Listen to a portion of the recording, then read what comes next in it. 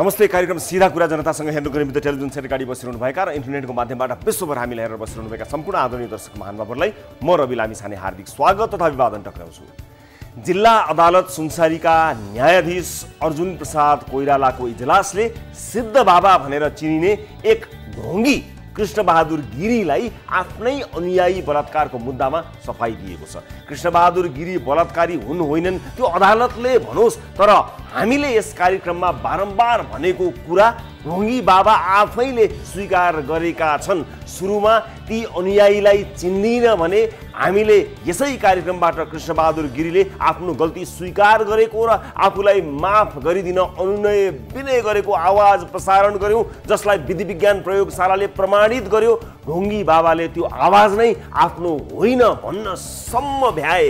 हिरासत बस्नुपर्छ भनेर बिरामी परेको नाटक गरेर अस्पताल बसे। अस्पतालमा के औषधि गरिरहेका रहेछन् भनेर बुझ्दा लुतोको औषधि गरिरहेको बुझियो। अहिले आएर आरोप लगाउनेलाई चिन्दिन भन्ने मान्छेले उनीसँग प्रेम सम्बन्धमा रहेको र त्यसपछि सहमतिमा करणी भएको भनी स्वीकारेको बुझिएको छ। पहिला चिन्दिन, त्यसपछि आवाज मेरो होइन, अहिले प्रेम सम्बन्ध। यस्तो ढोंगी प्रवृत्ति भएका मानिसहरूलाई बाबा भन्नेहरूलाई चाहिँ माने बाबा कृष्णबहादुर गिरीले आफूलाई सिद्ध बाबा मात्र हो र 1008 वैष्णव कृष्णदासजी महाराज बताउँदै आएका थिए। साथै आफूलाई त्रिदण्डधारी भन्दै पनि आएका थिए। त्रिदण्डधारी सिद्ध बाबा हुन आगो, स्त्री र द्रव्यबाट आफूलाई टाढा राख्नुपर्छ भनिन्छ।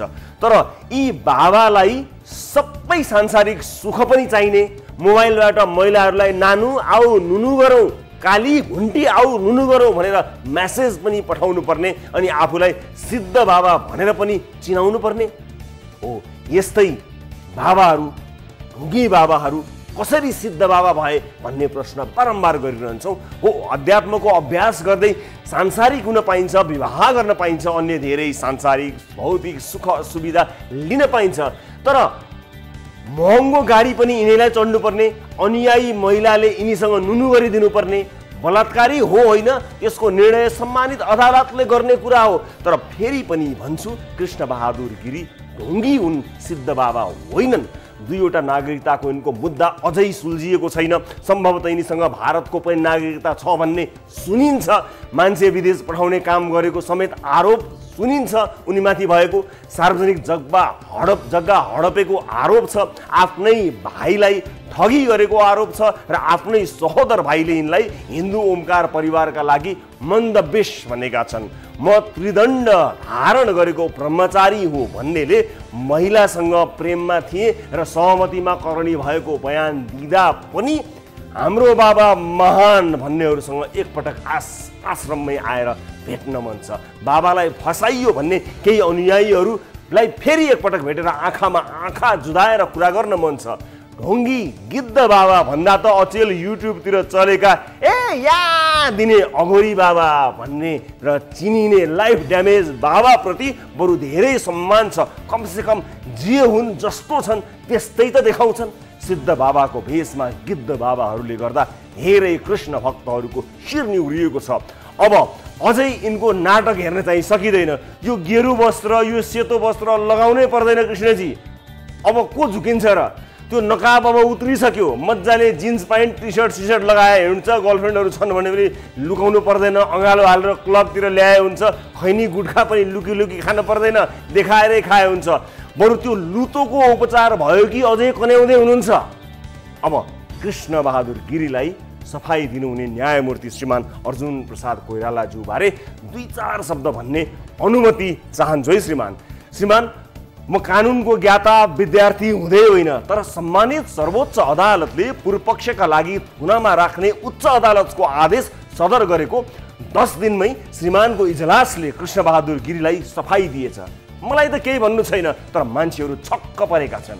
मिसिल नै नआइपुगेकाले पेशी सार्न सरकारी वकिलले पत्र दिँदा पत्र बुझ्न नै अस्वीकार गरिएछ। किन? मलाई त केही छैन श्रीमान, तर मान्छेहरू सोध्छन्।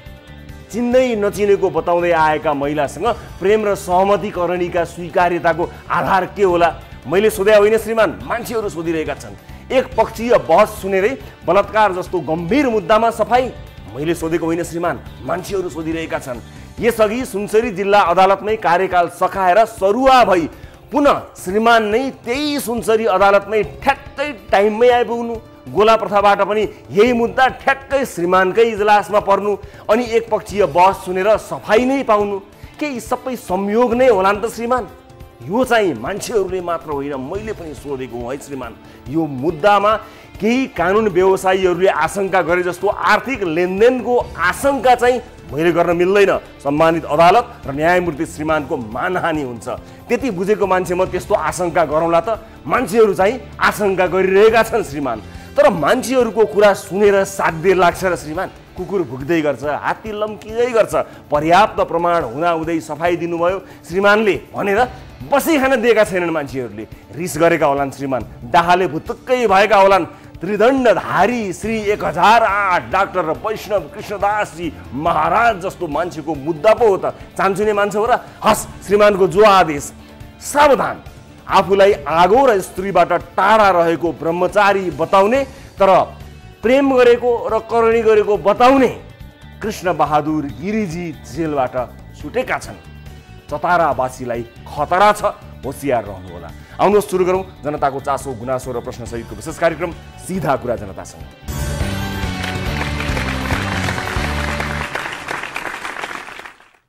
ब्रेकपछि स्वागत छ सम्पूर्ण आदरणीय दर्शक महानुभावहरूलाई कार्यक्रम सीधा कुरा जनतासँगमा। दर्शक महानुभावहरू, अर्को एउटा विशेष एपिसोडका साथमा उपस्थित छौँ न्युज 24 टेलिभिजनको स्टुडियोबाट लाइभ विविध विषयमा कुराकानी गर्ने क्रममा। आज केही बेर अगाडि प्रस्तुत गरिएको प्रसङ्गमै रहेर सिद्ध बाबा भनेर चिनिने कृष्ण बहादुर गिरी बारे कुराकानी गर्नेछौँ। विशेष गरेर त्यसबारे एक रिपोर्ट हामीले प्रसारण गर्नु छ। हामीले यसै कार्यक्रम मार्फत उनले चिन्दिन भनेको अथवा मेरो परिचय नै छैन भनेको एक अनुयायीसँग रोएर माफी मागेको अडियो यसै कार्यक्रम मार्फत सार्वजनिक भएको थियो र तत्कालीन एक प्रहरी अधिकारीले मुद्दा मिलाउनलाई मद्दत गरेको अडियो रेकर्डिङ पनि हामीले यस कार्यक्रममा प्रस्तुत गरेका थियौँ र यो विषयको धेरै फलोअप हामीले यस कार्यक्रममा गरेको हुनाले यससँग सम्बन्धित कुनै पनि निर्णयहरू अथवा यससँग सम्बन्धित कुनै पनि समाचारहरू हाम्रो चासोको विषय बन्दछन्। हाम्रा दर्शक महानुभावहरूको लागि हामीले फलोअप गर्नैपर्छ। हामी त्यसबारेमा आज एक विस्तृत रिपोर्ट प्रस्तुत गर्न गइरहेका छौँ, जुन निर्णय अहिले सर्वत्र विवादको विषय समेत बनिरहेको छ। त्यसले फैसला गर्ने मान्य न्यायाधीशलाई पनि विवादमा तानेको यत्रतत्र सुनिन्छ। यसबारेमा आजको कार्यक्रममा रिपोर्ट प्रस्तुत गर्न गइरहेका छौँ। आजको कार्यक्रममा एउटा ठगीको रिपोर्ट छ। नेपाल वायु सेवा निगमको आफूलाई नायब सुब्बा बताउने एक मानिसले 300 जनाबाट 2 करोडभन्दा बढी ठगी गरेको देखिएको छ। लेटर प्याडहरूको दुरुपयोग भएको छ। मानिसलाई जागिर लगाइदिनका लागि सबै कुराहरूको तयारी गरिएको छ। जागिर बाहेक सबै उपलब्ध गराएर ठगी गरेर मानिसको बिल्ली बाट गराइएको समेत रिपोर्ट छ। एकदमै कारुणिक विषय समेत छ। एकजना महिला जो यो जालमा यो झेलमा परेर पीडित भएकी महिलाको बाहेक अन्य विभिन्न पीडितहरूको विषय, पीडितहरूको भनाइसहितको रिपोर्ट आजको कार्यक्रममा प्रस्तुत गर्न गइरहेका छौँ। त्यसै गरी अर्को एउटा रिपोर्ट पनि प्राप्त भएको छ। बिना अनुमति परराष्ट्र मन्त्रालयबाट कुनै जानकारी नलिइकन राजदूतहरूको भेट गर्न कुनै पनि सचिवलाई भनौँ, विशेष गरेर प्रदेशसँग सम्बन्धित सचिवजी हुनुहुन्छ उहाँले भेटघाट गर्नुभएको र अनुगमनमा गएको भनेर बिहेमा गएको समेत खुलेको छ, जहाँ परराष्ट्रलाई अथवा सम्बन्धित निकायलाई जानकारी नगराई राजदूतसँगको भेटघाट सहितको विषय आजको कार्यक्रममा छ। आजको कार्यक्रममा एउटा फलोअप पनि छ। खोटाङका एक डम्बर भुजेल गत कार्यक्रममा मलेसियाबाट लाइभ कार्यक्रममा जोडिएका थिए। उनको टाउको एउटा भाग नै दुर्घटनाग्रस्त भएका कारणले उनको एउटा भागै चेप्टिएको देखिएको थियो। घाइते बिरामी देखिएका थिए। उनलाई नेपाल ल्याउने पहलका लागि उनका सहयोगीले गर्नुभएको अनुरोधसँगै हामीले यस विषयको फलोअप पनि गरेका छौँ। अन्य विविध विषयहरू समेत आजको कार्यक्रममा छन्। कार्यक्रमको सुरुवात ताली र गालीबाट गर्न गइरहेको छु। यसअघि हामीले उठाएको विषय यस्तो थियो, नेकपाको सङ्कट टार्न केपी ओलीले प्रधानमन्त्री र पार्टी अध्यक्षको पद छाडिदिए राम्रो हुन्छ भन्ने हाम्रो प्रश्न थियो। राम्रो हुन्छ भन्नेले तालीमा र अहिले छाड्नुहुन्न भन्नेले गालीमा भोट गर्नुपर्ने थियो, जसमध्ये ओलीले दुवै पद छाडिदिए राम्रो हुन्छ भन्दै 51.95% अर्थात् 2227 जनाले तालीमा भोट गर्नुभएको छ भने अहिले छाड्नुहुन्न भन्दै 48.5% अर्थात् 2060 जनाले गालीमा भोट गर्नुभएको छ। अब ताली र गालीका लागि आजको विषय यस प्रकार रहेको छ। लगभग सबै ठाउँ खुलिसक्यो, अब विद्यालयहरू पनि खोले हुन्छ अब खोले भो त भन्नेले तालीमा र यो त जोखिमपूर्ण छ विद्यालय त खोल्नुहुन्न भन्नेले गालीमा भोट गर्नुहोला। भोट गर्नका लागि हाम्रो पात्रको मोबाइल एप्लिकेसनमा जानुहोला, होम पेजमा रहेको ताली गालीमा क्लिक गरी आफूलाई मन लागेको विषयमा भोट गरी सार्वजनिक चासोको यो विषयमा आम सर्वसाधारणको धारणा अभिव्यक्त गरेर जानकारीका लागि मद्दत गर्नुहोला र भोटिङ सुरु हुन्छ। अब आजको पहिलो विषयतर्फ यहाँ लिएर जान चाहन्छु दर्शक महानुभावहरू। सुनसरीको चतरामा धाम बनाएर बसेका सिद्ध बाबा भनिने कृष्णबहादुर गिरीमाथि बलात्कार आरोप लागेको थियो। उनले गल्ती स्वीकार गरेर पीडित महिलासँग माफी मागेको अडियोदेखि उनले मेसेज मार्फत आश्रममा बोलाएको प्रमाण समेत अदालतमा पेश भएको थियो। तर उनै सिद्ध बाबा सोमबार सुनसरी जिल्ला अदालतबाट बलात्कार मुद्दामा सफाई पाएर छुटेका छन्, अर्थात् निर्दोष साबित भएका छन्। हुन त यस अघि पनि सुनसरी जिल्ला अदालतबाट यही मुद्दामा उनी धरौटीमा रिहा भएका थिए, तर उच्च अदालत विराटनगरले उनलाई बलात्कार मुद्दामा थुनामा राखी पूर्वपक्ष गर्न आदेश दिएको थियो र सर्वोच्च अदालतले समेत उच्चकै आदेश सदर गरेको थियो। सोमबार सरकारी वकिल कार्यालयले सर्वोच्च अदालतको बहसका लागि महान्यायाधिवक्ताको कार्यालयमा पठाएको मिसिल फिर्ता भइ नसकेकाले अर्को मिति तोक्न निवेदन गर्दै पनि सरकारी वकिल अर्थात् जो यस मुद्दाका वादीतर्फका वकिलले बहस नै गर्न नपाई फैसला भएको छ। तर यो फैसलाबाट पीडित महिलाले न्यायको अनुभूति गरिरहेकी छैनन् अनि न्यायालय र न्यायमूर्तिमाथि नै आशंका गरिरहेकी छिन्। यस बाहेक आम सर्वसाधारण तथा कानुनका विज्ञहरूले समेत फैसलामा चित्त बुझाएका छैनन्। सुनसरी स्थित टिभी जर्नलिस्ट सन्तोष काफ्ले र अमर काफ्लेले पठाएको यो रिपोर्ट हेर्नुहोस्। पहिला यो अडियो सुन्नुहोस्। मैले जेल बस्ने कुराको कुनै कुरो होइन, भोलि आरोपले के प्रमाणित गर्छ के हुन्छ त्यो छुट्टै कुरा हो, तर यहाँ अनर्थ अर्को छ। के अनर्थ हुन्छ र? मैले घरमा बसे पनि आश्रम बसे पनि जेल बसे पनि मलाई कुनै फरक पर्ने कुरो होइन, तर अनर्थ अर्को छ, भयानक अनर्थ छ जो चाहिँ फेरि रोकिँदैन। भोलिको दिन कटेपछि कुनै हालतमा रोकिँदैन। यसलाई मान हजुर यो रियलाइज चाहिँ 1 महिना अगाडिसम्म मैले टाइम दिँदा किन गर्नु भन त? यो रियलाइज चाहिँ हजुरले मैले यो भोग्नु थियो, त्यही भएर भएन। मैले त सुरु नै देखि त हजुरलाई माफी मागेदेखि म माफी दिन्छु गरेको थियो। मेरो अलिकति दोष छैन, सबै मैले भोग्नु थियो, यो हुनु नै थियो, भयो। अब जो हुनेछ त्यो हुनु हुँदैन, यसलाई बचाऊ। अब हजुर सुध्रिनुहुन्छ, हजुरले फेरि अर्को नारीलाई शोषण गर्नुहुन्न अनि के ग्यारेन्टी छ र? कदापि गर्दिन, सबै ग्यारेन्टी छ। म यो लिङ्ग काटेर फ्याँकिदिन्छु। धरधरी रुँदै आफूले बलात्कार गरेको स्वीकार्ने मात्र होइन, अब गल्ती दोहोऱ्याए लिङ्ग नै काटेर फाल्ने समेत बोल्ने व्यक्ति सिद्ध बाबा भनिने कृष्णबहादुर गिरी हुन्। यसरी बलात्कार स्वीकार गरेको व्यक्ति सोमबार सुनसरी जिल्ला अदालतका न्यायाधीश अर्जुन प्रसाद कोइरालाको इजलासबाट बलात्कार मुद्दामा सफाई पाएका छन्। 76/9/10 मा दर्ता भएको अभियोग पत्र उप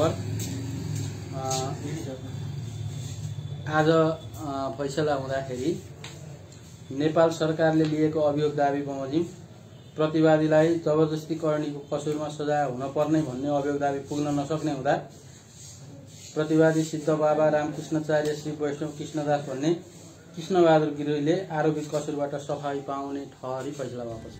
पीडितको किटानी जाहेरीका साथै आरोपलाई स्थापित गर्ने विभिन्न प्रमाणहरू समेत न्यायाधीश अर्जुन कोइरालाको इजलासले सफाई दिएपछि फैसला नै विवादित बनेको छ। एक महिला अनुयायीलाई साधनाका लागि आश्रममा बोलाएर बलात्कार गरेको भन्दै 2076 पुस 10 गते सुनसरी जिल्ला प्रहरी कार्यालयमा उजुरी दर्ता गराएकी थिइन्। अनुसन्धानकै क्रममा समेत प्रहरीले मिल्न दबाव दिए पनि मुद्दा अदालतसम्म पुगेको थियो। सुनसरी जिल्ला अदालतबाट यसअघि पूर्वपक्षका लागि धरौटीमा रिहा भए पनि विराटनगर उच्च अदालतले थुनामा राख्न आदेश दिएको थियो। आदेशपछि फरार भएका उनी 40 दिनपछि मात्रै झुम्का कारागार चलाउनु भएका थिए। त्यसपछि साधारण तारिखको माग गर्दै सर्वोच्च अदालत पुगेका उनलाई 10 दिन अघि मात्रै सर्वोच्च अदालतले पूर्वपक्षका लागि थुनामै बस्नुपर्ने उच्च अदालतको आदेश सदर गरिदिएको थियो। तर सर्वोच्चको आदेश आएको 10 दिनभित्रै जिल्ला अदालतले जाहेरीवाला सरकारी वकिलको बहस बिनै मुद्दाको फैसला गरेको छ। महान्यायाधिवक्ताको कार्यालयमा पठाएको मेसिल फिर्ता नआएको निवेदन इजलासमा पेश गरे पनि व्यवस्था गर्दै फैसला भएपछि जिल्ला न्यायाधिवक्ता उच्च अदालत जाने तयारीमा छन्। एकपक्षी रूपमा चाहिँ प्रतिवादीका कानुन व्यवसायहरूले बहस सकेपछि फैसला भयो, सफाइ पायो भन्ने कुराहरू मात्रै हामीले सुनिएको छ। त्यसको पूर्ण पाठ सहितको फैसला आइसकेपछि हामी त्यसलाई चाहिँ कानुनतः पुनरावेदन गर्छौँ उच्च अदालत बिरामी। कृष्णबहादुर गिरी अर्थात् सिद्ध बाबाले महिलालाई मैले मौका दिएको बेला किन आश्रममा नआएको भने जस्ता मध्यरातमा म्यासेज समेत गरिरहेका थिए। यी म्यासेजहरू हेर्नुहोस्।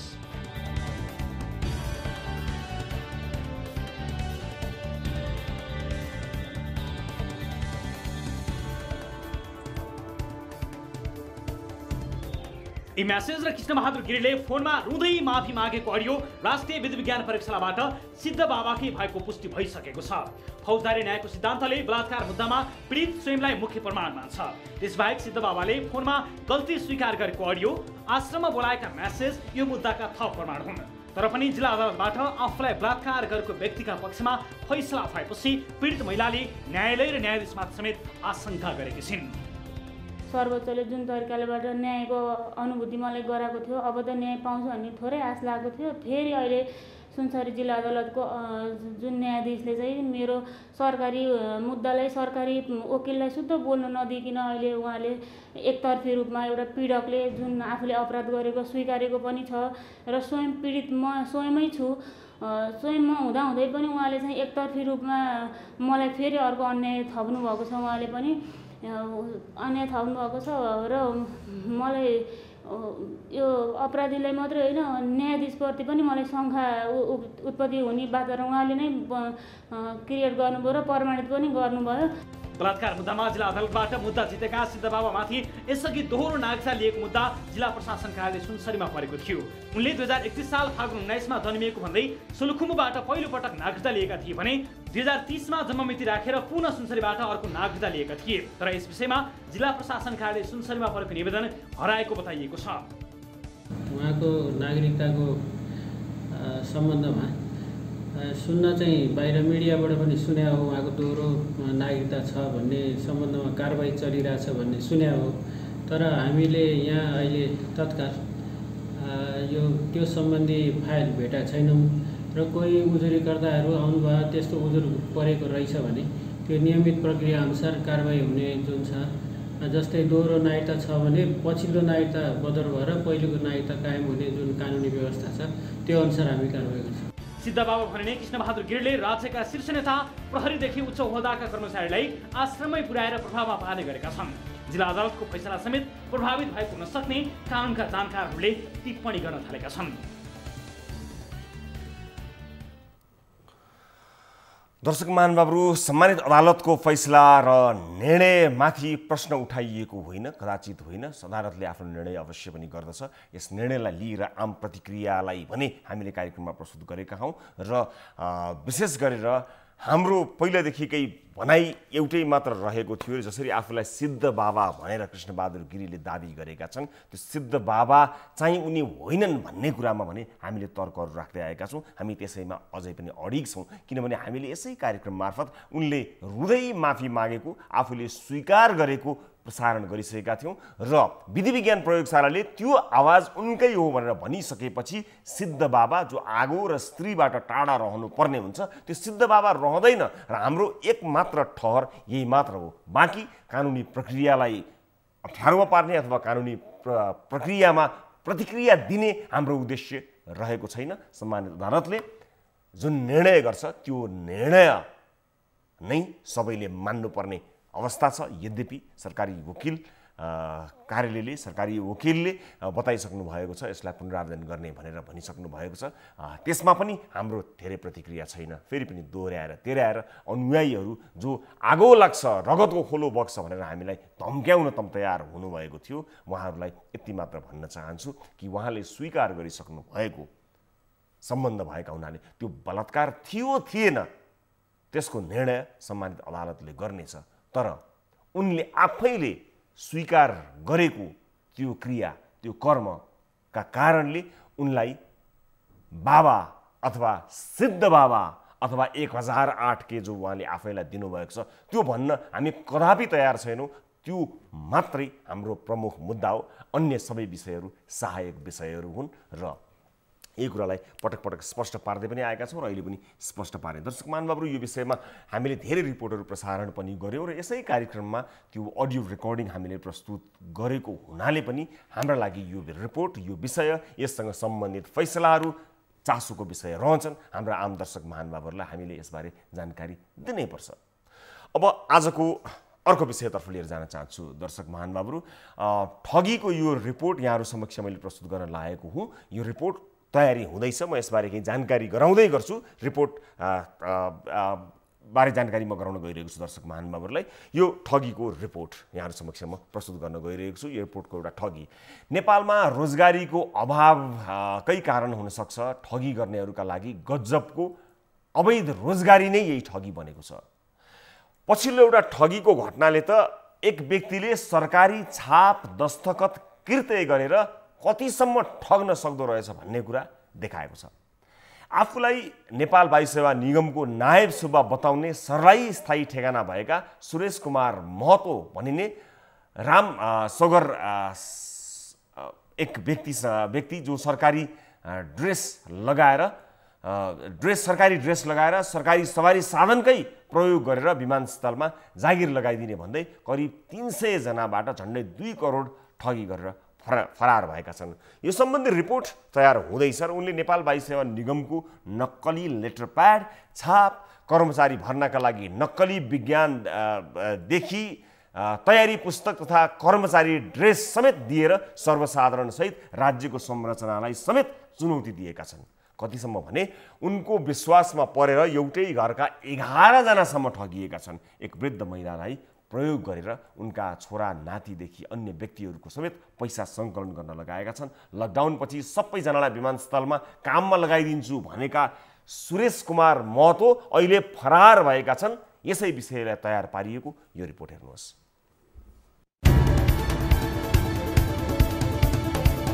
सर्लाहीको खोरिया घर भएका रामरतन शाह गाउँमै +2 अध्ययन गरिरहेका उनलाई त्रिभुवन अन्तर्राष्ट्रिय विमानस्थलमा जागिर खुलेको भन्दै पिङ्गला स्थानमा बस्ने आफन्तले खबर गरेपछि काठमाडौँ हानिए। मासिक 30-35 हजार तलब हुने भन्दै गाउँबाट 1 लाख रुपियाँ ऋण लिएर आएका उनले पिङ्गला स्थानकी नसीमा खान कपाली मार्फत विमानस्थलको सुब्बा बताउने सुरेश कुमार महतोलाई पैसा बुझाएका थिए। सर्लाही स्थायी ठेगाना भएका सुरेश कुमार महतो भनिने राम सोगर शाहले नक्कली कर्मचारी बनेर 2 करोड बढी ठगी गरेका छन्। तिनै महतोबाट शाहले जागिरको तयारी गर्नु भन्दै एउटा किताब र कर्मचारी ड्रेस पाए, तर 10 महिनादेखि जागिर भने पाएनन्। ऋणको ब्याज 30,000 काटेको छ, तर यता जागिर दिने भनेका व्यक्तिले आफूलाई ठगेको बल्ल पत्तो पाउँदैछन्। उनले जागिर लगाएर इन्टरभ्यू लिने 30,000 32,000 को महीना दिन्छु। इन्टरभ्यू एयरपोर्टमा इन्टरभ्यू लिने सबै मान्छेलाई इन्टरभ्यू लिने, त्यहीँ 30,000 32,000 को महीना दिन्छु। 1 लाख रुपियाँ लिइसक्यो, ब्याजमा दियो, गाउँबाट लिएर आएको दियो। कति रुपियाँ दिनु? 1 लाख दियो ड्राइभिङको लागि भनेर। हो। 1 लाख रुपियाँ कसरी म्यानेज गर्नु तपाईले? कसरी तपाईँ गाउँबाट ऋण लिएर कर्जा लिएर दियो? पत्रिकामा सूचना निकालेको कटिङ नै देखाएपछि पिङ्गला स्थानकी सङ्गीता दाहालले टेलिफोन अपरेटरका लागि जागिर खाने सपना देखेर उनी नसीमा खान कपाली मार्फत सुरेश कुमार महतोलाई 65,000 बुझाएकी थिइन्। सबैतिर पावर चल्ने सोचेकी उनले यहाँ पनि सेटिङ नै होला भन्ने सोचेकी थिइन्। उहाँले गोरखापत्रमा प्रकाशन भएको कारणले उहाँले चाहिँ मैले जागिर लाउन सक्छु, म त्यहीँ भित्रको कर्मचारी हो भनेर भन्नुभएको थियो होइन। त्यो कारणले हामीले होला नि त भन्यौँ। जस्तो अनलाइन फर्म भर्दा अब घन्टौँ लाइनमा बस्नुपर्ने, म गरिदिन्छु भनेको कारणले हामीले गऱ्यौँ होइन। तर भरे उहाँ यसरी हामी ठगिन्छ भन्ने थाहा नै थिएन क्या। स्थानीय सिमरन श्रेष्ठ पनि विमानस्थलमा टेलिफोन अपरेटर पदमा जागिर खानका लागि 65,000 नसीमा खानलाई बुझाएकी थिइन्। सरकारी बाइकमै टेलिफोन अपरेटर भनेर। हजुर 65,000। हजुर यही बुझाएको, यही बसमै बुझाएको। हजुर अनि त्यो मान्छेसँग कन्ट्याक्ट भएको छ तपाईको? कहिले छैन, हाम्रो त कन्ट्याक्टै भएको छैन। हाम्रो त वहीसँग त कन्ट्याक्ट हो। हामी त अरूको कन्ट्याक्टै छैन। अनि गोरखापत्रमा पत्रिकामै निस्केको थियो? सबैले त्यही भन्नुभएको थियो। यहाँ चाहिँ अब खै यहाँ भन्नुभएको थियो हामीलाई, अनि निस्केको छ भने हामीलाई फेरि यस्तो सबै आइसकेको थियो नि त। पंकज चौधरीले गाउँका 12 जना दाजुभाइलाई जागिर खुवाउनका लागि नसिमा खान मार्फत सुरेश कुमारलाई नै पैसा बुझाएका थिए। सुरेश कुमारले सरकारी बाइक लिएर आउँथे। स्वास्थ्य परीक्षण गराउने मात्र होइन, विमानस्थलको नियुक्ति सहितका कागजपत्र दिएर विश्वास दिलाएका थिए। अब यस्तो सबै छापर बाइक साइकल सरकारी बाइक लिएर आउँथ्यो उहाँले, बाइक साइकल लिएर आउने अनि काठहरू बोकेर आउने। साँच्चै के हो, अब यस्तो पठाएपछि त किन नपत्याउनु? सुरेश म त उहाँले सोध्नुभयो, मेडिकल गराउनु भयो, अनि यस्तो बुक्सको किताब दिनुभयो, अनि कपडा छ दिनुभयो हामीलाई। यो पक्कै हुन्छ भनेर उहाँले विश्वास उहाँलाई एक दिनुभयो होइन। उहाँमध्ये अब धेरै नै ठगिन्छन्, हामी मात्र होइन। विमानस्थलको प्रशासनतर्फ जागिर खाने भनेर 70,000 बुझाएका सुनिल कुमार थापाले मेडिकल समेत गरेका छन्। कुरा चाहिँ भइरहेको थियो, अब त्यो अङ्कल नि कता कता गयो। त्यसको अनि त्यहाँबाट त्यसको लकडाउन खुल्ने बित्तिकै अनि मेरो दाइको पैसा फेरि मेरो दाइको नि भरे 70,000 थियो मेरो दाइको नि।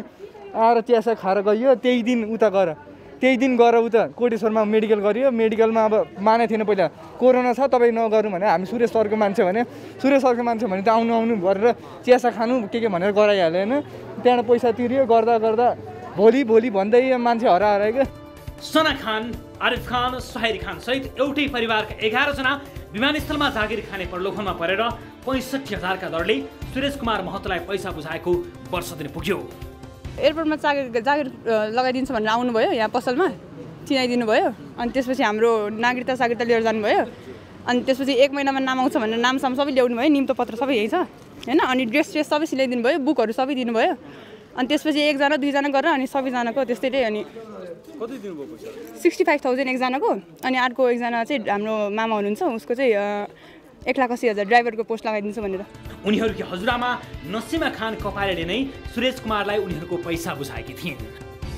अब मेन काम चाहिँ अब त्यसले भरोसेमन मान्छे उठायो।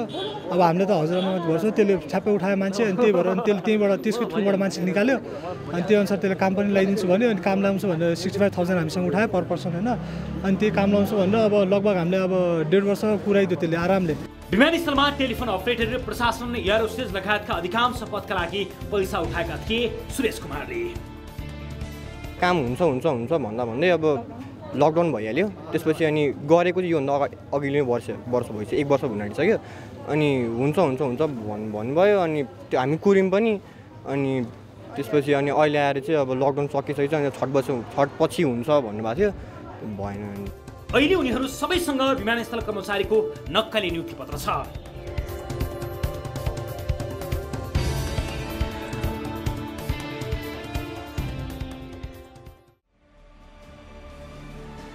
आफ्नै परिवारका 11 जना सहित 30 जनालाई विमानस्थलमा रोजगारीका लागि सुरेश कुमार महतोलाई पैसा बुझाउने नसिमा खान कपाले 60 वर्ष घटेकी वृद्ध महिला हुन्, जसको पिङ्गला स्थान स्थित चुरापोते पसल्लो श्रीमानको टेलर छ।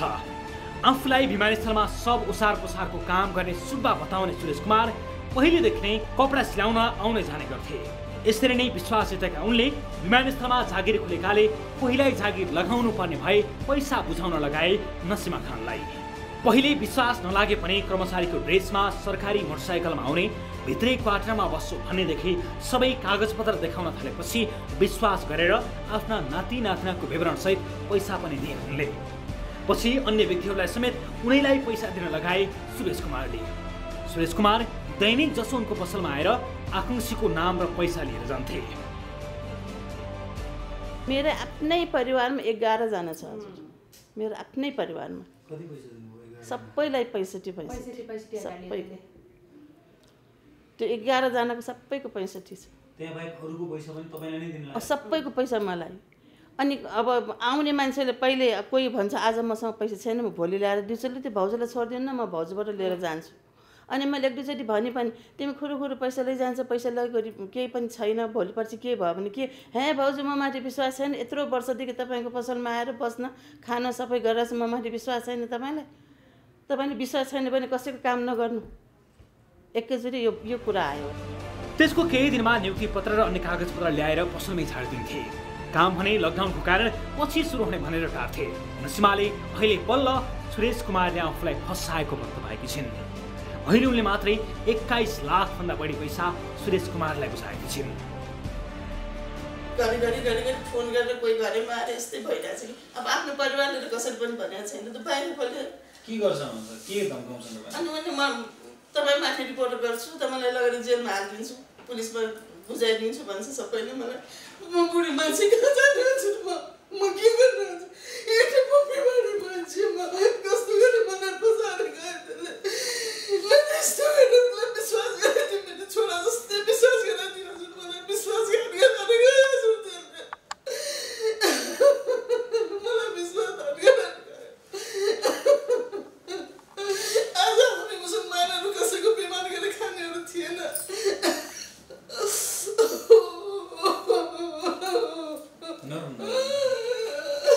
म त रातभरि दिनभरि एक हप्ता भयो हजुर, म यत्तिकै छु, म एक्लै भयो यत्तिकै रोइरहेको छु हजुर। म कहाँ जाउँ के गरौँ, कसैले ल्याएर दिनु पनि छैन।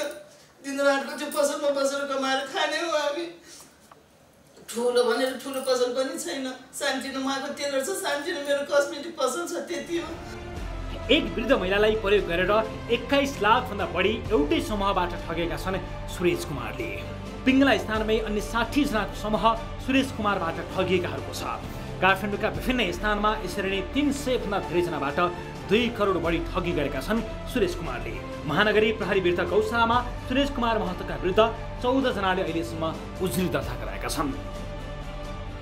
महिलाहरूले चाहिँ झस्किए र हामीहरूको उसमा आउनुभयो र हामीहरूले यही कार्यमा पैसा उठाउने कार्यमा सहयोग गर्ने एकजना महिलालाई चाहिँ नियन्त्रणमा लिएर आवश्यक अनुसन्धान कार्य गरिरहेका छौँ र पीडितहरू पनि धेरै हामीसँग आइसक्नु भएको छ। अहिलेसम्म हामी कहाँ 13-14 जना पीडितहरूले यसरी मान्छे पक्राउ परिसकेको छ भन्ने जानकारी प्राप्त भइसकेपछि हामी त ठगिएका रहेछौँ, यो त हाम्रो नियुक्ति त नक्कली रहेछ भन्ने किसिमको कुरा भइसकेपछि उहाँहरू अहिले हामीहरू कहाँ आउनु भएको छ र हामी यस्ता अन्य पनि ठगिएका मान्छेहरू छन् भने खोजिनै छौँ। एकैजना व्यक्तिले जागिरको प्रलोभन देखाएर नेपाल वायु सेवा निगमको नक्कली कागजात तयार गरी 2 करोड बढी ठगी गरेको जानकारी हुँदा पनि प्रहरीले खासै चासो नदेखाएको पीडितहरूको गुनासो छ। नेपाल वायु सेवा निगमले निगममा सुरेश कुमार महतो नाम गरेको कुनै कर्मचारी नभएको दाबी गरेको छ। दर्शक महानुभावहरू, ठग्ने ठगहरूका विभिन्न विधि विभिन्न उपायहरू छन्, तर यसरी यति धेरै मानिसहरू लगभग 300 हाराहारीमा मानिस ठगिएको भन्ने बुझिएको छ। सरकारी लेटर प्याडको दुरुपयोग, स्ट्याम्पको दुरुपयोग, मानिसहरूसँग सबै चिज भयो, नक्कली लुगा समेत, पोसाक समेत, कर्मचारीको पोसाक समेत पाएको जानकारी समेत आएको छ कतिपय मानिसहरूले र यसरी ठगिएको छ। र त्योभन्दा पनि महत्त्वपूर्ण कुरा के भने जसलाई विश्वास लिएर, जो मानिससँग विश्वास लिएर एक महिला जोमाथि विश्वास गरेर, जसले उनलाई विश्वास गरेर अरूको समेत पैसा लिएर उनलाई दिइन्, सबैभन्दा ठुलो पीर, सबैभन्दा ठुलो चिन्ता ती महिलामाथि परेको छ। र यतिखेर यो बारेमा कुराकानी गर्न हामीसँग काठमाडौँ प्रहरी परिसरका प्रवक्ता डिएसपी प्रमेश विष्ट हामीसँग जोडिनु भएको छ। डिएसपी साहब नमस्कार, स्वागत छ यहाँलाई कार्यक्रममा। नमस्कार अभिजित, धन्यवाद। यो विषयलाई लिएर कतिजना मानिसले उजुरी गरेका छन्, कतिजना मान्छे चाहिँ यो सुरेश कुमार महतोले चाहिँ ठगेको भन्ने तपाईँहरूकोमा उजुरी परेको छ, केही बुझ्न पाउनुभएको छ? अहिलेसम्मको अवस्थामा 19 जना पीडितको जारी परेको खबर आएको छ मलाई। हजुर, कतिजनाको? 19 जना। 19 जनाको, हजुर 19 जनाको। 19 जनाको जारी परेको खबर आएको छ। बाँकी अन्य पीडितहरू आउँदै हुनुहुन्छ भन्ने कुरा पनि बुझेको छ। उहाँहरूलाई आउनको लागि प्रहरीले आह्वान पनि गरिसकेको अवस्था छ। अब तपाईँहरूले एक दुईवटा कुराहरू सर, यो नेपाल वायु सेवा निगमसँग तपाईँहरूले समन्वय गर्नुभएको छ कि छैन? त्यो लेटर प्याड चोरी भएको हो, दुरुपयोग भएको हो, कसैको त्यहाँ मिलेमतो छ छैन, त्यो बारे तपाईँहरूले प्रारम्भिक रूपमा बुझ्न पाउनु भएको छ कि छैन? एक लेभलको प्रारम्भिक अनुसन्धान चाहिँ भएको छ। त्यसमा बुझ्दाखेरि ती व्यक्तिहरू वायु सेवा निगमसँग आबद्ध होइन भन्ने कुरासम्म चाहिँ आएको छ। अन्य कुराहरू अझै पनि स्टिल अनुसन्धानकै दायरामा छ, अनुसन्धान भइरहेको छ। हजुर, अब लुम्बिनी पोखरा जहाँ चाहिँ नयाँ एयरपोर्टहरू बनिरहेको छ, त्यहाँ पनि अब एयरपोर्ट बन्दैछ, त्यहाँ पनि जागिर खानुपर्छ भनेर त्यहाँको हवाला दिएर मानिसहरूलाई ठगी गरेको पनि सूचना हामीलाई विभिन्न माध्यमबाट आइरहेको छ। त्यसतर्फको समन्वय तपाईँहरूलाई जानकारी छ कि अहिले मैले भनेपछि मात्र जानकारी पाउनु भएको छ कि के छ? यी कुरा भनेको ठ्याक्कै त्यस्तै गरी जानकारी चाहिँ आएको छैन र प्रहरीले आयो भने त्यो सम्बन्धी अनुसन्धान पनि गर्छ। अब यो खबर तपाईँहरूलाई आएको कति दिन भयो, कति दिन अगाडि तपाईँहरूलाई यसबारेमा यो उजुरी आयो, कति दिन भयो तपाईँहरूलाई जानकारी भएको? यो उजुरी आएको लगभग यो 15 गते अराउन्डमा आएको हो। 15 गतेको 1-2 दिन अगाडि आयो र 15 गते चाहिँ एकजना मान्छे पक्राउ पनि परिसकेको अवस्था छ। योसँग सम्बन्धित एकजना मान्छे हजुर, जो आरोपी तो सुरेश कुमार ऊ चाहिँ होइन, अरू कोही मान्छे पक्राउ परेको? हजुर। त्योभन्दा बाहेक अरू के गतिविधि गर्यो सर प्रहरीले? गृह जिल्ला यिनको गृह जिल्लातिर खोज खबर गर्ने अथवा समन्वय गर्ने चिज लगायतका के चिजहरू गर्यो? किनभने धेरै मानिसहरू हेरेर बसिरहनु भएको छ, धेरैको आँसु चुहिएको छ, धेरै मानिसहरू बर्बाद भएका छन्, जिम्मा लिएका मानिसहरूको असाध्यै बेहाल छ, सरकारी मोटरसाइकलको प्रयोग भएको छ, त्यो सक्कलियो कि नक्कलियो नम्बर प्लेट पनि थाहा छैन। के ठ्याक्कै अलिकति बताइदिनुहोस् सर स्पष्टसम्म के प्रगति गर्यो यो 15 गतेदेखि अहिलेसम्म प्रहरीले यो प्रगति गर्यो, यसो हुँदैछ, हेर्ने मान्छेहरूलाई केही लागोस् न, यो रेगुलर यो गरिएको छ यो लियो भन्नुभन्दा पनि के गर्दैछ? रविजी यसमा कतिपय के कुरा हुन्छ, अब कतिपय चाहिँ यो अनुसन्धानका कुराहरू हुन्छन् र अनुसन्धानमा आएका कुराहरू कतिपयहरू मैले अहिले यो लाइभ उसमा चाहिँ कार्यक्रममा व्यक्त गर्न नसक्ने अवस्था होइन, किनकि त्यसले अनुसन्धानलाई प्रभावित पार्न सक्ने अवस्था भएको हुनाले त्यो कुराहरू मैले अहिले खोल्न नसक्ने अवस्था चाहिँ छ। र वास्तवमै अनुसन्धानको पाटोमा धेरै प्रगतिहरू भएको छन्, धेरै कुराहरू अगाडि बढेका पनि छन् र ती जति पनि व्यक्तिहरू विरुद्ध यो जाहेरी परेको छ उहाँहरू विरुद्ध चाहिँ उहाँहरूलाई पक्राउ गर्नेतर्फ प्रहरीले धेरै कुराहरू चाहिँ अगाडि बढिसकेको अवस्था छ। हस्, यसको रिजल्ट आओस् हामी यही चाहना राख्दछौँ, किनभने धेरै मानिसहरू झन्डै 300 भन्दा बढी मानिसहरूको त मानिसहरू चाहिँ यसमा ठगिएको भन्ने कुराको जानकारी आएको छ। म यहाँलाई समय र जानकारीको लागि धन्यवाद दिन्छु। प्रारम्भिक चरणमा हुनुहुन्छ, त्यस कारणले धेरै कुरा बताउन सकिने अवस्था छैन भन्नुभएसँगै मैले धेरै जोड लगाइनँ, तर चाँडै नै यो विषय समाधान बनोस्, प्रहरीले उच्च तदारुकता देखाओस् भन्ने चाहना र कामनासहित सरसँग म बिदा माग्छु। यहाँलाई धेरै धेरै धन्यवाद सर समय र जानकारीका लागि। दर्शक महानुभावहरू, यो ठगी अथवा यस्तो किसिमको प्रलोभनमा तपाईँ परिरहनु भएको छ भने कृपया सतर्क रहनुहोला, सचेत रहनुहोला भन्नका लागि हामीले यो रिपोर्ट यहाँहरू समक्ष प्रस्तुत गरेका हौँ। अहिले एउटा ब्रेकको बेला भएको छ, ब्रेक लिन्छौँ र ब्रेकपछि अन्य विभिन्न रिपोर्टहरू यहाँहरू समक्ष प्रस्तुत गर्नेछु। न्युज 24 टेलिभिजनमा हेरिरहनु भएको छ कार्यक्रम सिधा कुरा जनतासँग।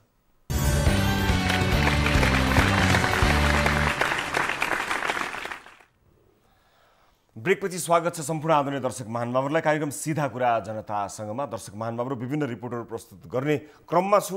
त्योभन्दा पहिला अर्को रिपोर्ट प्रस्तुत गर्नुभन्दा पहिला टेलिफोन लाइनमा कोही दर्शक आफ्नो समस्यासहित आउनुभएको छ, म उहाँलाई स्वागत गर्छु। नमस्कार, कहाँबाट को बोल्दै हुनुहुन्छ? भाइ नमस्कार, म यो चन्द्रगिरी हजुर वडा नम्बर 12 बाट। हजुर, को बोल्दै हुनुहुन्छ? नाम बताउन चाहनुहुन्छ भने? म किशन गुरुङ बोलेको। हजुर गुरुङजी, के छ, के का लागि सम्झिनु भयो, के समस्या पर्यो, बताउनुहोस् न, के गुनासो छ? सर तपाईँले त्यो अब गएको हप्तामा जुन यो हाम्रो चन्द्रगिरी वडा नम्बर 12 मा यो खानेपानी संस्थाको जुन कुरा निकाल्नु भयो नि हो, यो कुरामा चाहिँ लोकललाई चाहिँ 15,000, बाहिरकोलाई चाहिँ 30,000 भन्ने जुन कुरा थियो नि, पानीको खानेपानीको? हजुर हजुर हो, उपभोक्ता बाहिरबाट आएका बसाइ सरेर आएका मान्छेहरूलाई 15,000 सम्मको फरक परेको हो। हामीले मेयर साहबसँग कुराकानी पनि गरेका थियौँ। हजुर भन्नुहोस् न। हो, हाम्रो मेयर साहबले सबै कुरा गर्छु भन्नुभएको थियो होइन, अनि गएको शनिबार चाहिँ हजुर गएको शनिबार चाहिँ तपाईँको यो हाम्रो खानेपानी संस्थाको अध्यक्ष जुन गोपी श्रेष्ठ भन्ने हुनुहुन्छ यहाँको होइन, हजुर हजुर, उहाँले चाहिँ अब तपाईँहरूलाई केही पनि हुँदैन, जे छ हाम्रै निर्णय हुन्छ भन्ने कुरा उहाँले निर्णय गर्नुभयो। हजुर, अनि यसको विषयमा सर के हो भनेर तपाईँलाई यसो अब जानकारी गरौँ भनेर। मेयर साहबले तपाईँहरूसँग के भन्नु, उहाँले त सबैलाई साक्षी राखेर यही कार्यक्रममा तपाईँहरूले सुन्नुभएको हेर्नुभएको हो होइन, सिङ्गो देशले हेरेको छ। उहाँले त यो हुँदैन, हुँदैन त्यस्तो कहाँ अलग अलग हुनै सक्दैन, एउटा बसाइ सरेर आए पनि रैथाने भए पनि अलग अलग मूल्य हुन सक्दैन, यो गलत हो भन्नुभएकै हो होइन र? भन्नुभएको हो, तर यो शनिबारको जुन हामीले यहाँबाट यो बाहिरबाट आएको तपाईँको 300-400 जनाको मास लिएर हामी जुन यो खानेपानी संस्थाको अगाडि गएर हामीले जुन अब मास गराएर गयौँ, त्यो बेलामा जुन खानेपानी संस्थाको अध्यक्ष गोपी श्रेष्ठ भन्ने जुन आउनुभएको थियो, हजुर, उहाँले चाहिँ कुनै नियम चेन्ज हुन्न, तपाईँहरूले लिने भए लिनुहोस्, नलिने भए पानी आउँदैन भनेर भन्नुभयो। गोपीजी धेरै पावरफुल हुनुहुँदो रहेछ त, मेयरले भनिसकेको कुरालाई पनि काट्न सक्ने भनेपछि धेरै पावरफुल धेरै शक्तिशाली मान्छे हुनुहुँदो जस्तो लाग्यो।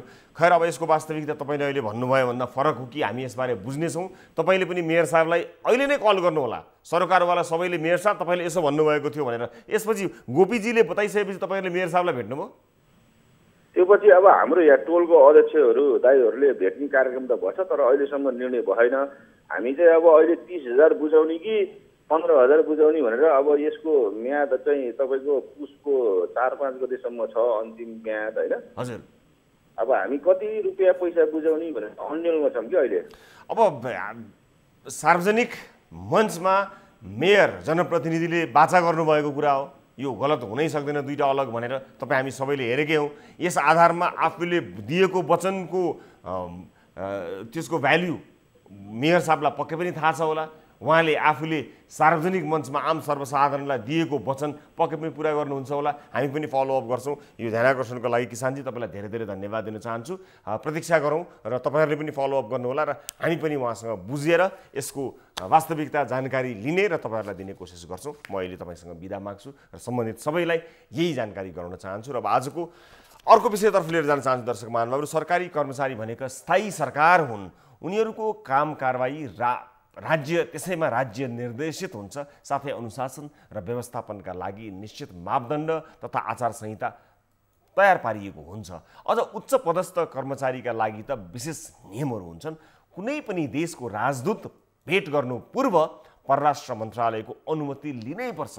यदि अनुगमन र फिल्डको काम हो भने कार्यालयमा जनाइएको हुन्छ, साथै अन्य अवस्थामा कार्यालयको नियमअनुसार बिदा लिन सकिन्छ। तर बागमती प्रदेशको भूमि व्यवस्था कृषि तथा सहकारी मन्त्रालयकी सचिव डाक्टर मनिता वैद्यले भने मन्त्रालयको रेकर्डमा अनुगमनमा गएको उल्लेख गरी बिहेमा गएको पाइएको छ। त्योभन्दा महत्त्वपूर्ण कुरा चाहिँ के भने प्रदेश सरकार तथा सङ्घीय सरकारको परराष्ट्र मन्त्रालयबाट अनुमति नै नलिई विदेशी राजदूतसँग औपचारिक भेटघाट गरेको समेत पाइएको छ। हेटौडाबाट टिभी जर्नलिस्ट देवराज पन्तले पठाएको यो रिपोर्ट हेर्नुहोस्। बागमती प्रदेशको भूमि व्यवस्था कृषि तथा सहकारी मन्त्रालयकी सचिव डाक्टर मतिना वैद्य मन्त्रालयको रेकर्डमा धादिङ अनुगमन उल्लेख गरेर काठमाडौँमा आफन्तको बिहेमा आएकी छिन्।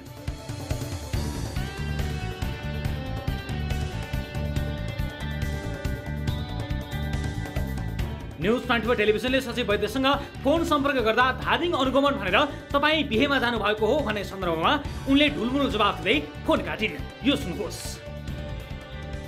सचिव नमस्कार। नमस्ते, को बोल्नुभयो? म यहाँ हेटौँडाबाट हो। यहाँ हजुरलाई भेट्न मन्त्रालय आएको थिएँ। हजुर त आफन्तको बिहेमा जानु भएको छ अरे भन्ने सुने। अनि त्यहाँ सब्जीहरू होला नि त, के थियो अरू? को बोल्नुभयो? कहिले आउनुहुन्छ म्याडम? ए ल नवीनजी, अब आइन्छ त्यहाँ होला सरन्जीहरूलाई कुरा गर्नुहोस् न है। फेरि नीतिगत निर्णय त उहाँले गर्न पाउनुहुन्न नि त हजुर नभएसम्म। ए होला नि त। कहिले आउनुहुन्छ हजुर? आउँछु। ल त्यहाँ सरन्जीसँग कुरा गरौँ ल। के हो त्यो विषयवस्तु भन्नु र उहाँले रिपोर्टिङ गर्नुहुन्छ। ल ठिक छ, कुरा बुझ्छु। म एउटा कार्यक्रममा छु। अझ अचम्म त के छ भने गत शुक्रबारबाटै मन्त्रालय छाडेको भए पनि सचिवज्यू कहाँ जानु भएको भन्ने प्रश्नमा मन्त्रालयकी कर्मचारी अन्योलमा देखिन्छन्। मन्त्रालयका कर्मचारीहरू कोही धादिङ, कोही फिल्डमा, कोही काठमाडौँ जानु भएको बताउँछन्। हाम्रो मन्त्रालयको सचिव मतिना जोशी बोल्नु। म त काठमाडौँ हुनुहुन्छ।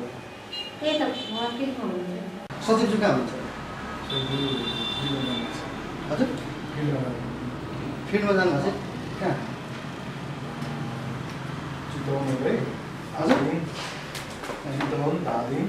मन्त्रालयको सचिव को हुनुहुन्छ? अहिले हाम्रो डाक्टर मतिना जोशी वैद्य हुनुहुन्छ। कहाँ हुनुहुन्छ उहाँ? त अहिले चाहिँ धादिङ हो कि काठमाडौँ जानुभएको छ काममा।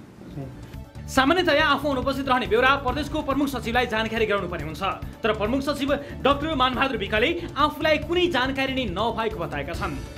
एकातिर फिल्ड देखाएर अर्को ठाउँमा चाहिँ घरमा जाने कुरा चाहिँ त्यो निजामती सेवा ऐनले भन्ने कुरा पनि भएन, सुशासनको हिसाबले गर्ने कुरा पनि भएन, गर्न मिल्ने विषयवस्तु पनि भएन र मलाई त्यो बारेमा चाहिँ जानकारी चाहिँ छैन। उहाँले आफ्नो विभागीय मन्त्री अथवा प्रदेशको प्रमुख सचिवको हिसाबले मलाई पनि भनेर जानु पर्थ्यो होला।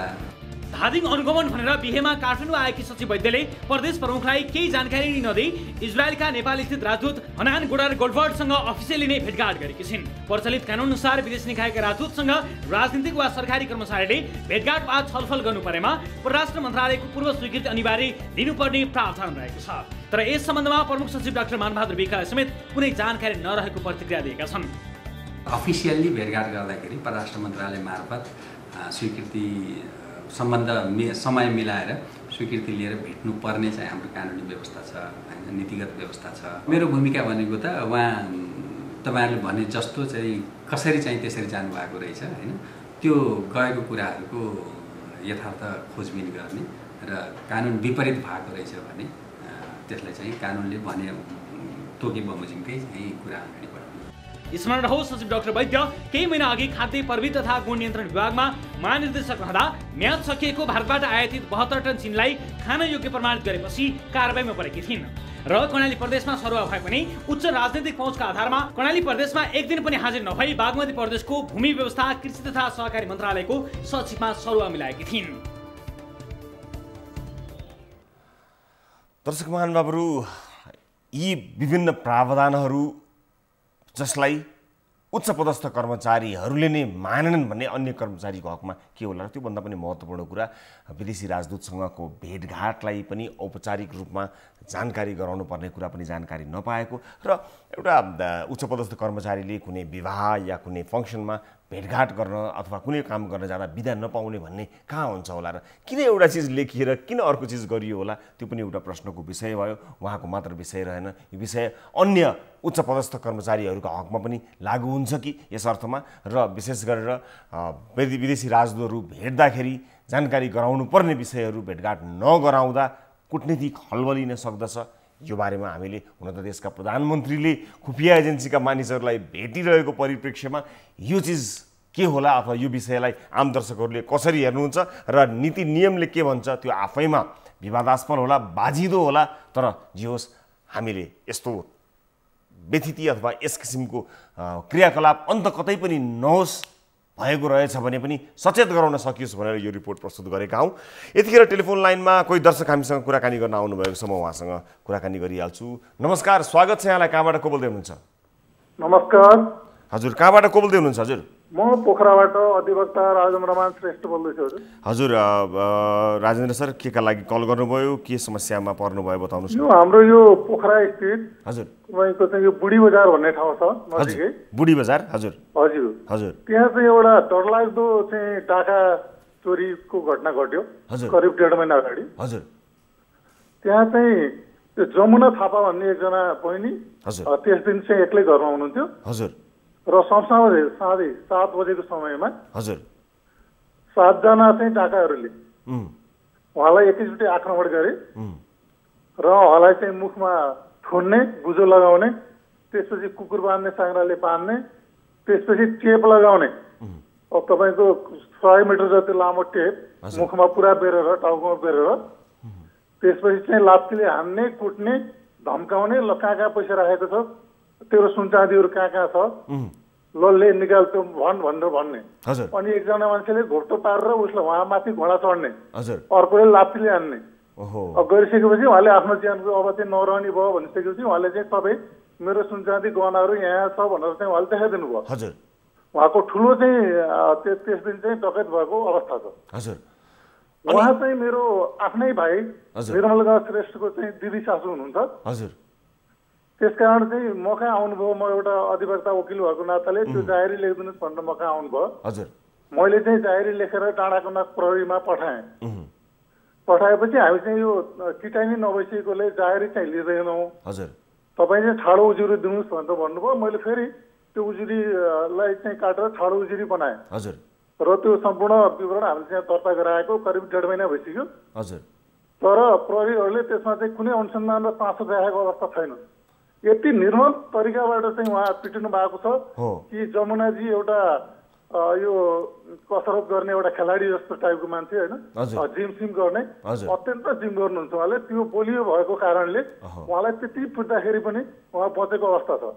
अनि यसको मेडिकल रिपोर्टहरु त अब यहाँ आफै नै कानुन व्यवसायी भएको हुनाले यसलाई मैले त भनेर नै पर्दैन मेडिकल रिपोर्ट सबैलाई पेश गरिसकेका छौँ हजुर सबै चाहिँ हामीले पेश गर्नुपर्ने कुराहरू सबै पेश गरेका छौँ जाहेरीमा मैले टोटल यति चाहिँ सम्पत्ति लुटिएको छ भनेर कुरो सम्पूर्ण डाटा चाहिँ मैले त्यहाँ पेश गरिदिएको छु नगद 2 लाख रुपियाँ सुन चाहिँ 8-10 तोला सुनहरू गरेर अनि धेरै 1 किलो जति चाहिँ तपाईँको मुगा सक्कली मुगा जसको भ्यालु चाहिँ अहिले करोडौँ जति पर्छ र पुरानो चाँदीका पैसाहरू करिब 2-4 किलो त्यस्तो सबै चाहिँ परेको अवस्था छ तर प्रहरीले चाहिँ सहयोग गरेको अवस्था छैन सर पटक्कै किन यस्तो गरेको होला प्रहरीले के कारण हुन सक्ला तपाईलाई के लाग्छ तपाईले मलाई त मिलेमतो नै हो कि जस्तो लागिसकेको छ हैन प्रहरीको मिलेमतो प्रहरीलाई हामीले चाहिँ शंका लागेको व्यक्तिलाई समातेर कारबाही गर्दैछ भन्दाखेरि उहाँहरूले हैन त्यो त सामान्य व्यक्ति हो त्यो चाहिँ यो गाँजा खाएर हिँड्ने मान्छे हो त्यसले केही गर्दैन भन्नुहुन्छ त्यस्तो खालको भन्ने अधिकार छ उहाँहरूलाई त्यही त तर किटानी जाहेरी त दिइसकेपछि त्यो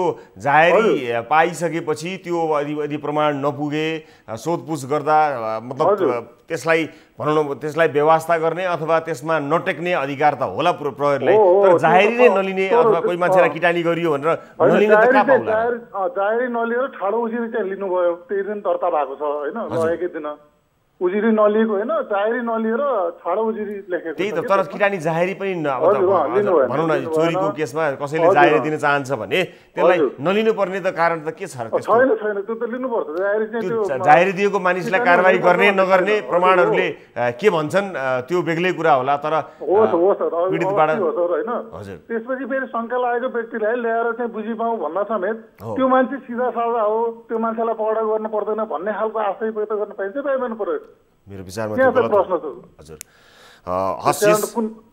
सहयोग नगरेको अवस्था छ हामी अत्यन्तै पीडित छौँ हजुर हस् यस विषयमा हाम्रा टिभी जर्नलिस्ट मार्फत पनि तपाईलाई मद्दत हुन्छ र वकिल साहब अहिलेलाई म तपाईसँग बिदा माग्छु र हामी हाम्रा टिभी जर्नलिस्ट मार्फत पनि बुझ्नेछौँ र अन्य विभिन्न माध्यमबाट यस घटनालाई लिएर हाम्रो तर्फबाट हुन सक्ने समन्वयकारी भूमिका हामी निर्वाह गर्नेछौँ म अहिले यहाँसँग बिदा माग्छु र यसै रिपोर्ट मार्फत हाम्रा पोखरा ब्युरोलाई सचेत हुनको लागि र यस घटनाबारे रिपोर्टिङ गर्नको लागि पनि म अनुरोध गर्न चाहन्छु टेलिफोन लाइनमा कोही अर्को दर्शक पनि आउनुभएको छ उहाँसँग पनि छोटो कुराकानी गरिहाल्छु त्यसपछि अर्को रिपोर्टमा जान्छु नमस्कार कहाँबाट को बोल्दै हुनुहुन्छ नमस्कार हजुर म सुनसरीबाट नाम बताउन चाहनुहुन्छ भने म नाम बताउन चाहन्छु बंशीधर खड्का हजुर एकपटक फेरि नाम भन्नुहोस् न बंशीधर खड्का बंशीधरजी केका लागि सम्झिनु भयो के समस्या गुनासो छ भन्नुहोस् न हामीले निकै दिनदेखि आज 25-26 दिनदेखि त्यहाँ सम्पर्क गरिरहेको तपाईहरुको कार्यालयमा हजुर यहाँ एउटा हामीसँग ऐलानी जग्गामा जोत भोग गर्दै 30 वर्षदेखि बस्दै आएका छौँ हजुर यहाँ मेरो साइडमा सहरी अस्थायी छ जनप्रतिनिधि वार्डपछि अनि त्यसले गर्दा हामीलाई तेलेर हाम्रो आफ्नो घेरादारा पनि लाउन नदिइरहेको कुरा छ 2 महिनादेखि समाज पटक बस्दा पनि भइरहेको छैन दिइरहेको छैन जिल्ला प्रशासन कार्यालयबाट निवेदन हालेर चौकीमा ल्याउन खोज्दा पनि रोके एकचोटि त्यस पछाडि फेरि ल्याएर चौकीमा समाज राखेर छलफल गराउँदा पनि जिल्ला पठाइदियो भनेर उ गर्यो अनि अदालतमा जा भने मैले त्यहाँ त्यो पत्र अब के गर्यो चौकीबाट उहाँबाट पनि उसले के भन्छ मुद्दा फाँटमा त्यसलाई सोधेर लेखेर जिल्ला प्रशासनमा मिलाइदिए नमिले जिल्ला प्रशासनमा पठाइदियो जिल्ला प्रहरीमा पठाइदियो भनेर लेखायो उसले फोन गरिदियो त्यहाँ पहिला जिल्ला प्रहरीमा कसले त्यो असाइले हजुर अनि पछाडि फेरि अनि न्युजपेपर भनेर रोकाएको रहेछ पछाडि न्युजपेपर भन्दा जग्गाको उसमा मैले जिल्ला प्रशासनमा हालेको निवेदन जिल्ला प्रहरीमा रोक्ने अधिकार कहाँ छ भनेर गरेपछि अनि पछाडि चाहिँ पठाइदियो यहाँ चौकीमा अनि चौकीमा गरी छलफलमा आएपछि अन्त्यमा हामीले ड्रेन खनेको ड्रेन माग्यो अनि समाजले ड्रेन तलाई हुँदैन भनिदिएपछि अनि उहाँ पठाइदियो भने चाहिँ अदालत पठाइदियो भने चौकीमा भएपछि त्यो कता के भयो त्यो पनि अघिल्लै महिना हो 1 महिनाभन्दा धेरै भइसक्यो त्यति भएको यो 2 महिनादेखि हामीले वाल लाउनलाई गिटा बालुवा ढुङ्गा झारिरहेको छ त्यो रोकिरहेको कारणले तपाईँहरूसँग यहाँ केही हुन्छ कि भनेर मैले कति परिवार हुनुहुन्छ तपाईहरु कति परिवार भन्दा पनि नबढाइ बसेको कति परिवार हुनुहुन्छ तपाईहरु त्यहाँ यस्तो भाउन यस्तो जमिन यहाँ करिब भरलमा पहिलेको भरल हो अहिले 12 क्षेत्र 3 मा पनि 25-30 बिघा जति होला छुट जग्गा भाउन नाप नक्सा भयो किता नम्बर पनि छ तर तिनीहरू घर एउटा किताबमा 4 जना 5 जना 7 जना पनि बसोबास छ अब यसलाई अलिकति बुझ्नै पर्छ। हामी हाम्रा टिभी जर्नलिस्टहरू मार्फत, हाम्रा रिपोर्टर साथीहरू मार्फत यसबाट बुझ्छौँ। हामीले यसलाई पनि भयो त्यहाँबाट दिएको अनुसार चाहिँ हामीले इन्टरभ्यूबाट मोहन के अरे मोहन त होला त मोहन भुजेल हो कि के मोहनै जस्तो लाग्छ मैले दृश्य। उहाँले पनि आउनु भएको रिपोर्ट पठाइदिनुहोस् भनेको। हजुर उहाँले खोइ किन आलटाल गर्नुभयो। हिजो सम्पर्क राख्नु भनेको थियो, हिजो पनि फोन उठाउनु भएन, आज पनि मनोज भुजेल हाम्रो टिभी जर्नलिस्ट हुनुहुन्छ त्यहाँ। उहाँले तपाईँलाई सम्पर्क गर्नुहुनेछ। उहाँलाई यहाँ बोलाएर पनि आउनु भएको हो। हस्, उहाँले केही काम गर्दै हुनुहुन्छ ल। म उहाँसँग प्रतिक्रिया लिएर यसबारेमा बुझेर के कस्तो हुनसक्छ हामीले गर्न सक्ने सहयोग र मद्दत तपाईँहरूलाई पक्कै पनि गर्नेछौँ। एउटा सञ्चार माध्यमले आफूले गर्न सक्ने समन्वयकारी जुन भूमिका हुन्छ त्यो भूमिका हामी निर्वाह गर्नेछौँ। म तपाईँलाई केही समय धैर्य गर्न अनुरोध गर्न चाहन्छु र हामी आशा गर्दछौँ तपाईँ लगायत जस्तो समस्या छ त्यो समस्या पक्कै पनि समाधान हुनेछ। अब अर्को रिपोर्टतर्फ दर्शक महानुभावहरूलाई लिएर जान चाहन्छु। दर्शक महानुभावहरू, यो एउटा फलोअप रिपोर्ट हो। गत कार्यक्रममा मलेसियाबाट खोटाङका डम्बर बहादुर भुजेल प्रत्यक्ष प्रसारणमा लाइभ कार्यक्रममा भिडियो कल मार्फत आएका थिए। रोजगारीको सिलसिलामा 20 वर्षदेखि मलेसियामा रहेका उनी लामो समयदेखि घाइते जीवन बाँचिरहेका छन्। सडक दुर्घटनामा परेका उनको टाउको आधी भाग नै छैन भने पनि हुन्छ। दृश्यमा गत कार्यक्रम हेर्नुहुने दर्शकहरूले थाहा पनि पाउनुभयो होला। धेरै पुराना स्मृतिहरू हराएका उनले आफ्नो पीडा समेत राम्रोसँग व्यक्त गर्न सक्ने अवस्था थिएन। उनी आफै पनि बताउन सकिरहेका थिएनन्। सहयोगी साथी मार्फत लाइभ कार्यक्रममा आएका उनको गाउँमा मलेसियामा उनको निधन भएको समेत हल्ला चलेको रहेछ। अहिले उनी जिउँदै भएको जानकारी पाए पनि कसरी उद्धार गर्ने भन्ने विषयमा परिवार बेखबर छन्। मलेसिया स्थित राजदूतावास पनि उनको अवस्थाको बारेमा खासै जानकार रहेनछ। एनआरएनले समेत उनको खर्च निकै धेरै भएकाले एनआरएनले मात्रै केही गर्न नसक्ने बताएको समेत रहेछ। स्थानीय प्रकाश गुरुङको सहयोगमा हामीले यसबारेमा एउटा रिपोर्ट तयार पारेका छौँ, जसको थप जानकारीहरू आउने क्रम अझै बाँकी छ। म त्योभन्दा पहिला यो रिपोर्ट म केही बेरमा प्रस्तुत गर्नेछु। त्यस बिचमा यो रिपोर्ट तयार हुँदै गर्दा नै हामीले यसलाई प्रसारण यसकारण गरेका हौँ कि गत कार्यक्रममै आएको हुनाले तुरुन्त यसको फलोअप गर्न सकिन्छ कि भनेर यसबाट यस रिपोर्टलाई तयार पार्न चाहिने सामग्रीहरू आउने क्रम जारी नै छ। केही मिनट लाग्न सक्दछ। त्यो केही मिनटको सदुपयोग गर्दै टेलिफोन लाइनमा आउनुहुने दर्शकलाई म स्वागत गरिहाल्छु र यो फलोअप रिपोर्ट जुन अत्यन्त महत्त्वपूर्ण छ त्यसलाई प्रस्तुत गर्छु। र यसलाई प्रस्तुत गर्नुभन्दा पहिला टेलिफोन लाइनमा आउने दर्शकहरूलाई स्वागत गर्न चाहन्छु। नमस्कार, कहाँबाट को बोल्दै हुनुहुन्छ? हजुर नमस्ते राई सर। हजुर, कहाँबाट को बोल्दै हुनुहुन्छ तपाईँ? म यहाँ भक्तपुर सिरुटारबाट हो है। हजुर, भक्तपुर सिरुटारबाट को बोल्दै हुनुहुन्छ? मेरो नाम चाहिँ राजकुमार बस्नेत हो। मेरो एउटा कन्सर्न चाहिँ नि तपाईँको अहिले जुन चाहिँ नि 1-2 महिना अगाडि रानी पोखरी बन्यो नि हाम्रो। हजुर, तर यो रानी पोखरी अहिले तपाईँको फेरि त्यो लेउहरू लागेर तपाईँको हेर्न नहुने दृश्य भइरहेको छ होइन। हजुर हजुर। अब खासै चाहिँ नि अब महानगरपालिकाले चाहिँ नि गर्नुपर्ने हो। यसमा एकजना लाइफ गार्ड जस्तो राखेर त्यो सफा गर्ने काम गर्नुपर्ने हो, तर भइरहेको छैन होइन। म एउटा हस्पिटालिटी इन्डस्ट्रीमा भएको भएर चाहिँ त्यो त्यही बाटो जाँदाखेरि अलिकति दुःख लाग्छ रानी पोखरी। मैले पनि याद गरेको थिएँ। म चाहिँ झुकिएँ कि म भन्ठाने भर्खरै होइन मलाई। मैले पनि यो कुरा तपाईँले जुन भन्नुभयो एकपटक त्यताबाट जाँदा मैले पनि याद गरेर जस्तो लागेको थियो मलाई। यो त लेउ लाग्यो कि क्या हो भनेर। अनि मलाई के लाग्यो, मैले स्वाट्ट पास भएर जाँदाखेरि मलाई अलिकति गाडीहरूले छेक्छन् नि, यो मलाई दृष्टिभ्रम भयो होला, होइन होला, कहाँ हुन्छ यति चाँडै भनेर मैले त्यसलाई ध्यान चाहिँ दिइनँ। तपाईँले बडो सम्झाउनु भयो मलाई पनि, यो मैले याद गरेँ। अब तपाईँको त्यति राम्रो रानी पोखरी बनाउनु भयो उहाँहरूले होइन। अहिले हेर्दाखेरि त्यो तपाईँहरूको एउटा हस्पिटालिटी इन्डस्ट्रीमा डेली स्विमिङ पुलहरू सफा गरिन्छ, कति राम्रो बनाउँछ। बिल्कुल, कति राम्रो पनि बनेको छ, हेर्दा पनि कति राम्रो देखिन्छ। सहरको सौन्दर्य कति राम्रो देखिएको छ, ऐतिहासिक महत्त्व एकदमै तपाईँले जायज कुरा बताउनु भएको हो। एकदमै धेरै धन्यवाद तपाईँलाई। हामी ध्यानाकर्षण यसै पनि तपाईँको र हाम्रो यो कुराकानी यो कन्भर्सेसनले नै ध्यानाकर्षण गराएकै हुनुपर्दछ। काम गर्नका लागि यो नै पर्याप्त छ। यसमाथि पनि हामी थप रिपोर्ट बनाएर सम्बन्धित निकायलाई घचघचाउने कोसिस गर्नेछौँ। राजकुमारजी, धेरै धन्यवाद यहाँलाई सहभागिताको लागि। हामी कोसिस गर्छौँ। धेरै धेरै धन्यवाद। दर्शक महानुभावहरू केही बेर अगाडि प्रस्तुत गरेको रिपोर्ट हाम्रो फलोअप रिपोर्ट मलेसियामा घाइते भएका व्यक्ति र उहाँले हाम्रो कार्यक्रममा उद्धारका लागि भन्ने भएसँगै हामीले तयार पारेको यो रिपोर्ट प्रस्तुत गर्न गइरहेका छौँ। स्थानीय प्रकाश गुरुङको सहयोगमा पोखराबाट टिभी जर्नलिस्ट उत्तम पौडेल र खोटाङ स्थित टिभी जर्नलिस्ट सन्तोष पौडेलले पठाएको यो रिपोर्ट हेर्नुहोस्। कार्यक्रमको अघिल्लो श्रृङ्खलामा मलेसियामा दुर्घटनामा परि घाइते भएका खोटाङ स्थित बाक्सिला घर भएका डम्बरबहादुर भुजेलले आफ्नो उद्धार हुन नसकेको बारे गुनासो गरेका थिए। हजुर तपाईँ देखे हेर्नुहोस् यहाँ है उसको यो भारी छैन। ओहो देखेँ मैले।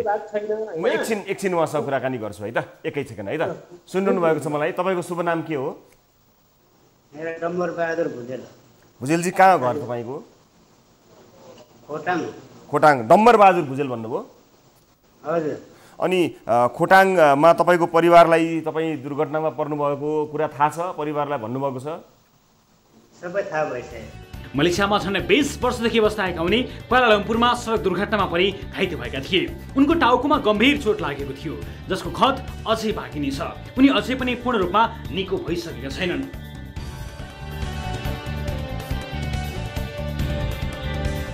उनको साथमा आवश्यक प्रमाणपत्र केही पनि छैन। उनले आफूलाई जसरी हुन्छ नेपाल फर्काइदिन अपिल गरिरहेका छन्। छिटोभन्दा छिटो नेपाल फर्काइदिन यति मात्रै हाम्रो अति लाग्छ। उनले हाम्रो कार्यक्रममा भिडियो कल मार्फत गुनासो गरेपछि हामीले उनको परिवारको खोजी गरेका छौँ। परिवार र गाउँमा त उनको मृत्यु भइसकेको भन्ने हल्ला समेत फैलिएको रहेछ। थाहा चाहिँ अब भक्कै मैले सेप पठाएको होइन। हजुर। कम्पनीको नाम अब मैले बिर्सिहालेँ पहिलेको। अब अहिले मलेसियामा छ भन्ने र अब सबै भएर एकचोटि अब मरेको भन्ने अब सबैलाई हामीलाई जानकारी आएकै हो। सबै अब वार्डतिर पनि अब साथीभाइको भिडियोमा पनि आएकै छ। हजुर। मृत्यु भइसकेको हल्ला सुनेका परिवारले छोरा जीवितै छ भन्ने सुनेपछि पनि के गर्ने कसो गर्ने केही थाहा छैन। के छ कसो छ होइन के छ त तपाईँको यता गाउँमा पर्छ र कसरी निस्किन्छ अब निस्किनु पाउँछ पाउँदैन अब के गरेर अब हाम्रो नेपालमा आइपुग्छ। नेपालमा आइसकेपछि त हामी जे पनि गरिहालिन्छ होइन। हजुर।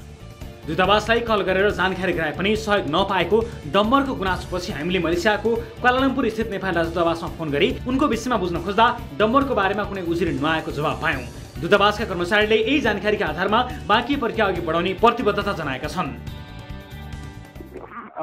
यहाँ चाहिँ अब यो हाम्रो हटलाइनहरूमा चाहिँ आएको छैन। यता श्रमतिर आएको भए चाहिँ म एकचोटि सरसँग कुरा गर्छु सोध्छु है। हजुर। अनि उहाँको के अरू केही डिटेलहरू केही पासपोर्ट नम्बरहरू यताउता छ भने हामी नै खोज्न लाउँथ्यौँ। उहाँको यहाँ फोन आयो भने त हामी हेरिहाल्छौँ होइन। होइन भने कोही सरहरूलाई आएको रहेछ भने म यसो खोज्छु नि त है। साथै गैर-आवासीय नेपाली सङ्घ एनआरएन मलेसियाका संयोजक राजु शर्माले समेत संस्थाको तर्फबाट सक्दो सहयोग गर्ने बताएका छन्। दूतावासले पहल गर्दै नै इमिग्रेसनको काम सेटल हुन्छ होला किनभने हामीसँग त्यो पावर चाहिँ छैन। हाम्रो पहलबाट चाहिँ हामीले गर्ने भनेको उहाँलाई चाहिँ जाने बेलामा हामीले कोरोना टेस्ट अथवा त्यसपछि फ्लाइट टिकट चाहिँ हामीले चाहिँ कमिटीमा कुरा गरेर अहिले चाहिँ म भनिहाल्नु सक्दैन, मेरो डिसिजन पनि चल्दैन। उहाँहरूलाई चाहिँ हामी सक्दो चाहिँ उहाँको फ्लाइट टिकटको लागि पहल गरिदिन सक्छौँ र चाहिँ अहिलेको लागि उहाँ खानेकुराहरूको प्रब्लम केही छ भने हामीले डिस्ट्रिब्युट गरिदिन सक्छौँ। डम्बरबहादुर भुजेल जस्ता हजारौं नेपालीहरू यसरी नै अर्काको देशमा अल्पत्र छन्। कतिको त मृत्यु भएर सब जराइएको समेत परिवारले खबर हुँदैन। नेपाल दूतावासहरूले नेपाली नागरिकको गुनासोलाई सही सम्बोधन गर्न नसक्दा धन कमाउने आशामा प्रदेश गएका धेरै नेपाली बिचल्ली मात्र होइन उतै मृत्युवरण समेत गरेका छन्। दर्शक महानुभावहरू, एक नेपाली विदेशमा घाइते भएर छटफटाइरहँदा अन्य सहयोगीहरूको सहयोग लिन पर्दाखेरिको पीडा कति हुन्छ त्यो भोग्नेलाई मात्र थाहा हुन्छ। यस कार्यक्रम मार्फत हामीले यो पहल गरेका छौँ। एनआरएन राजदूतावासको पहल गरेका छौँ। राजदूतावासले जानकारी लिन सक्छ। अब यतिकै चुप लागेर बसेर केही खबर आएन भन्नुभन्दा पनि केही पहल गरिदिने हो भने परिवारसँग भेटघाट हुन सक्छ र नेपालमा खोटाङमा रहेको उहाँको परिवारले उहाँको हेरविचार गर्ने, यहाँ आइसकेपछि हेरविचार गर्ने कुराको जानकारी गराएको छ। यो समन्वय गर्न धेरै गाह्रो छैन। हाम्रो भूमिका केही भए हामी अझै पनि उनलाई नेपाल नल्याउँदासम्मका लागि साथ दिन तयार छौँ र आवश्यक परे त्यसपछिको सहयोगका लागि, समन्वयका लागि हामी तयार छौँ। आजका लागि कार्यक्रमको निर्धारित समय समाप्त भइसकेको छ। थप न्युजका लागि हाम्रो वेबसाइट www.news24nepal.com मा जानुहोला। साथै हामीलाई फेसबुक, ट्विटर र युट्युबमा पनि फलो गर्न सक्नुहुनेछ। कार्यक्रम सीधा कुरा जनतासँगको आजको श्रृङ्खलाबाट सम्पूर्ण युनिटका साथमा 10 औँला जोडेर नमस्ते रवि लामिछानेको।